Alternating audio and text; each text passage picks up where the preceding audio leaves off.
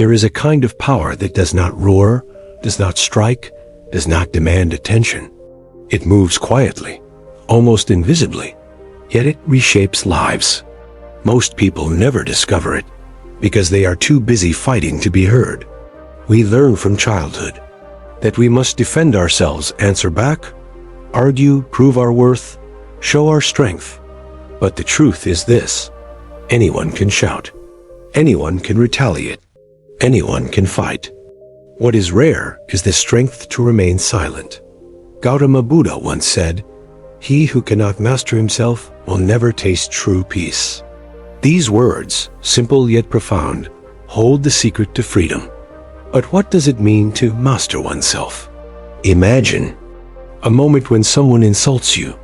Their words are sharp, meant to wound. Your heart begins to burn. Inside you rises a storm. Why should I tolerate this? Why shouldn't I strike back?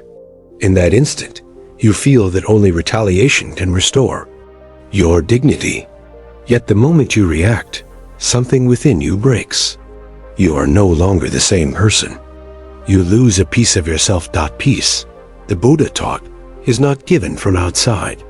It is not in applause, approval, or respect from others. Peace grows only from within. But when anger rules, wisdom collapses. Our choices become reckless. And afterwards, regret always follows. So who suffers most when you lose your calm? Is it the one who insulted you? No, it is you. It is always you. Your words sour, your heart trembles, your relationships fracture, and worst of all, you fall in your own eyes. Even modern psychology echoes this. When the mind is flooded with anger or stress, the rational part of the brain, the prefrontal cortex, begins to shut down. Instead of responding wisely, we merely react like a spark to dry wood. And what follows is fire, fire that burns first within ourselves. But when we choose silence, something different happens. In silence, the storm cannot feed on us. In silence, we begin to see clearly. There is an old story. Each morning, a monk would walk into the forest to meditate. One day, a farmer stumbled upon him and began to shout angrily. "You are a fraud," the farmer screamed. "Men like you should be driven out of this world. You sit here pretending to be holy while others work." The monk did not reply. He did not rise to defend himself. He simply gazed at the farmer with calm eyes and then returned to his meditation. Minutes passed. The farmer, exhausted from his own rage, sat down. Confused, he asked, "I insulted you so bitterly, yet you said nothing. Why?" The monk smiled and replied, "Tell me, if someone offers you a gift and you do not accept it, to whom does the gift belong?" "To the one who offered it," the farmer said slowly. "Exactly," said the monk. "I did not accept your insults. They remain yours, not mine." The farmer sat stunned, for in that simple answer was a truth deeper than all. His fury. This is the strength of inner peace. Anyone can scream, but to restrain oneself, to hold one's words, to master one's heart, that is true power. Today, more than ever, the world needs this strength. The world runs fast, people rush, tempers flare, patience grows thin. Everyone wants to be heard, to win, to react. But if you join that restless crowd, you too become restless. If you join that angry tide, you too become angry. But if you pause, if you choose calmness, if you turn inward, you become something rare, stable, balanced, unshakable. A tree whose roots go deep cannot be torn by the storm. A person whose heart is rooted in peace cannot be destroyed by insult. To remain calm in every circumstance is not weakness. It is a declaration of your depth, of your inner power, of the unshakable ground on which you stand. Every day, opportunities come to lose this calm: an argument at work, a harsh word at home, a disappointment in society, and often we fall. We shout, we regret, we lose sleep. But peace is not lost because of others. It is lost because we hand it over. And so the monk's lesson becomes a compass for life. If I do not accept the insult, it is not mine. The choice always is ours. In that choice lies the first gift of silence. The moments that test us most deeply are not when strangers insult us, but when those we love wound us. A broken heart can make even the strongest person tremble. It is in these moments when betrayal cuts, when trust shatters, when love slips away that silence feels almost impossible. When pain rises, the mind burns with questions. Why me? Why did they hurt me? How could they break the bond we shared? And in that burning, anger erupts. We want to scream, to accuse, to strike back. We feel we must release the fire or else be consumed by it. But Buddha taught to conquer oneself is greater than to conquer thousands in battle. And the battlefield of a broken heart is where this teaching is most real. There was once a young man, restless and troubled, who came to a wise teacher. His eyes blazed with anger. "Master," he cried, "I lose my temper too quickly. The smallest word can ignite me. People torment me, and I cannot control myself." The master listened with kindness. Then he handed the young man a clay pot and said, "Fill this with water. Place it on your head. Walk around this monastery 7 times. But remember, not a single drop must spill." Puzzled, the young man obeyed. He placed the heavy pot on his head and began walking carefully. People around him laughed, teased, even blocked his way. But he ignored them all, his focus fixed only on the pot. Slowly, he completed 7 rounds and returned. "Why did you not answer those who mocked you?" the master asked. The young man replied, "I had no time to care. My mind was only on keeping the water steady." The master smiled. And so it is with life. When your attention is fixed inward, on guarding your own peace, the noise of others cannot shake you. But when your mind wanders outward, chasing every word, every gesture, you spill your calm. You lose yourself. The lesson is clear. Heartbreak, betrayal, disappointment, all these are distractions, just like the voices around the young man. If we let our attention scatter outward, we become slaves to the world. But when we hold our focus inward, we remain unbroken. Science, too, speaks of this truth. When we react in anger, the brain releases cortisol, the hormone of stress. Our thoughts grow clouded, our memory dulls, our decisions weaken. And slowly, our mind becomes addicted to this cycle of reaction, anger feeding. Anger. But if we pause just for a breath, a heartbeat, the cycle can be broken. By choosing not to react, we reclaim power. We stop handing our peace to those who would steal it. The Buddha himself lived this truth. Born a prince, he renounced luxury to seek peace. He searched in forests, caves, mountains, but peace was never out there. It was only when he turned inward, when he confronted his own desires and anger, that he found it. He taught, to defeat others is easy. To defeat yourself is the greatest victory. And what does this mean for us in the raw pain of a broken heart? It means that silence in that moment is not cowardice. It is strength. For when someone wounds you and you remain calm, you have conquered the fiercest enemy, not them, but your own despair. Think of it this way. Anger always punishes the one who carries it first. It is a fire that burns its vessel before it touches anything else. To scream, to retaliate, may feel powerful for a moment, but the cost is your own peace, your own dignity. Yet silence, though it feels bitter at first, plants a deeper seed. In silence, you realize no one can control your mind unless you allow them. No insult, no betrayal, no heartbreak can destroy you unless you drink that poison willingly. Once A woman said to the Buddha, "Your face is always serene. Do you never feel anger?" The Buddha replied, "I do feel anger, but I no longer serve it.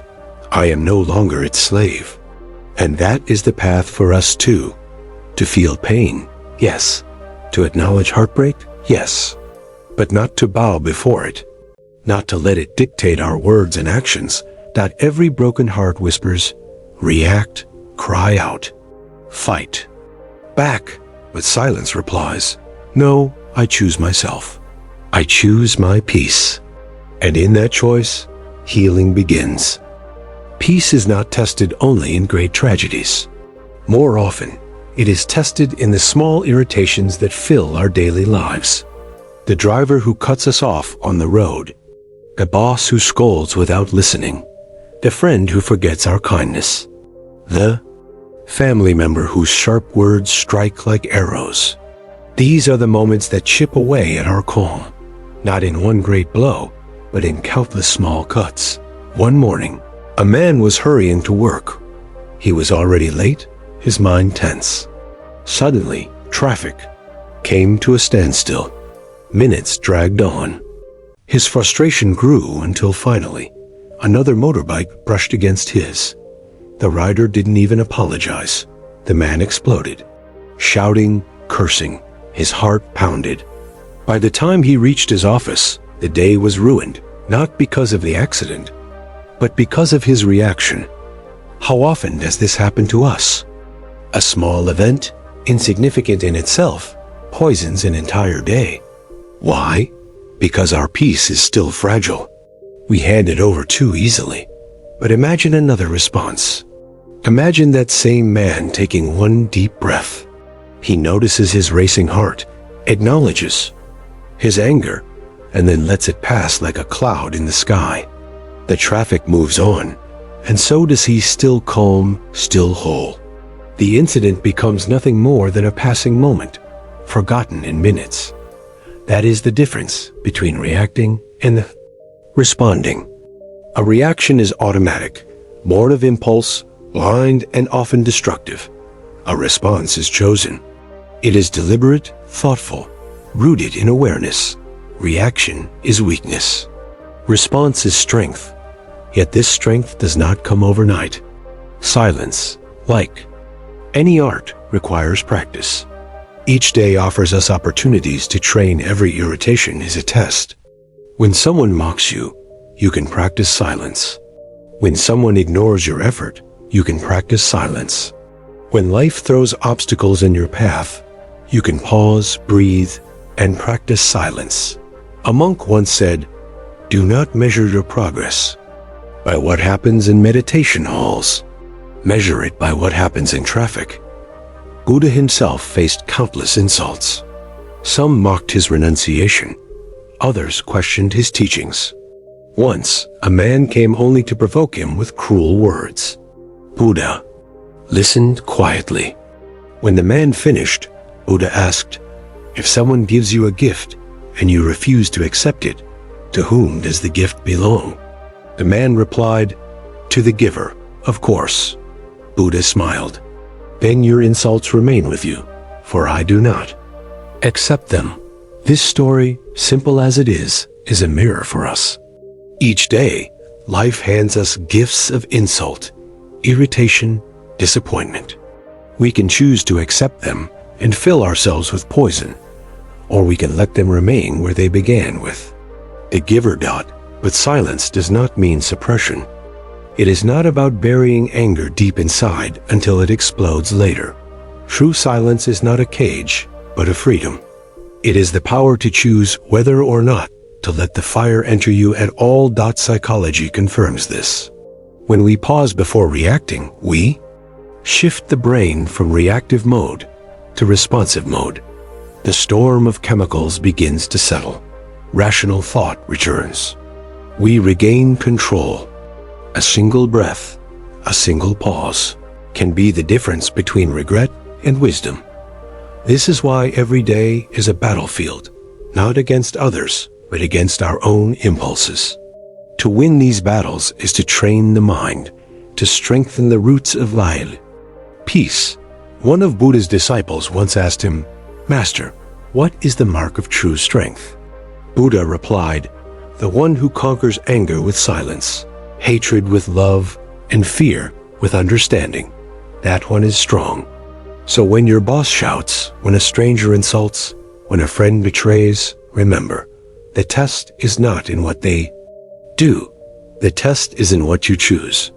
Next time you feel the fire rising, say to yourself, "If I endure this moment, I win a great victory.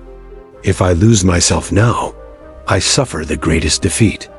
And slowly, moment by moment, you will discover that silence is not a burden, but a shield. It does not make you weak. It makes you unshakable. For the world may throw stones, but only you decide whether they will sink into your heart. Throughout life, we are taught to win wealth, to win arguments, to win status, to win love. We are told that victory means conquering the world outside. But the Buddha taught another kind of victory, one that is silent, unseen, and yet greater than all others. It is the victory over oneself. Think of the strongest warriors in history. They conquered nations, commanded armies, and bent millions to their will. Yet many of them were slaves to anger, to pride, to fear. Their victories collapsed with time, but the victory of self-mastery endures forever. One day, a young man approached the Buddha with fire in his eyes. "Master," he said, "I want to be strong. I want to be unshaken. Tell me, how can I defeat all my enemies?" The Buddha looked at him with calm compassion. "Tell me, young one, when you are insulted, who is your enemy?" "The man who insults me," the youth replied. "And when you are betrayed, who is your enemy?" "The one who betrays me, of course." The Buddha shook his head gently. "No, in truth, your only enemy is within. It is your anger, your pride, your greed. Conquer these, and no one in the world can defeat you." The youth was silent. For the first time, he understood the true battlefield was not outside, but inside. This truth is not easy to accept. The ego resists it.